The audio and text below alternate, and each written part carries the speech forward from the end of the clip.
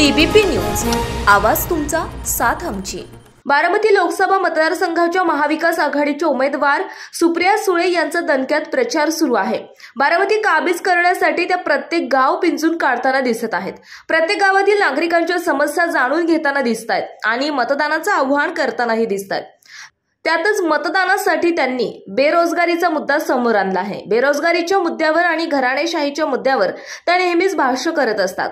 जेजुरीत प्रचारादरम्यान देखील सुप्रिया सुळेंनी बेरोजगारीच्या मुद्द्यावर पुन्हा भाष्य केलं आणि सरकारवर निशाणा साधलाय। IIT मध्ये शिकूनही नोकरी मिळत नाही तर सर्वसामान्यांनी काय करायचं, असा सवाल त्यांनी उपस्थित केलाय। सुप्रिया सुळे म्हणाल्या की गेले अनेक आठवडे आपण सगळे केंद्र सरकारचे सर्वेत आणि माहिती येथे त्याच्या सातत्याने गेले 1.5-2 वर्षाचा कोरोना काळ आम्ही समजू शकतो, मात्र पूर्णपणे बेरोजगारीचा प्रश्न सुटलेला नाही। IIT आणि IIM मध्ये शिकलेल्या तरुणांसमोर देखील नोकरीचं मोठं आव्हान आहे। या मुलांपैकी 34% तरुणांना नोकऱ्या मिळत नाही। ही बाब चिंताजनक असल्याचं सुप्रिया सुळे यांनी म्हटलंय। IIT सारखे किंवा उच्च शिक्षण घेतलेल्या तरुणांसमोर जर बेरोजगारीचं संकट असेल तर सर्वसामान्य जनतेने काय करायचं, असा प्रश्न देखील सुप्रिया सुळेंनी उपस्थित केलाय।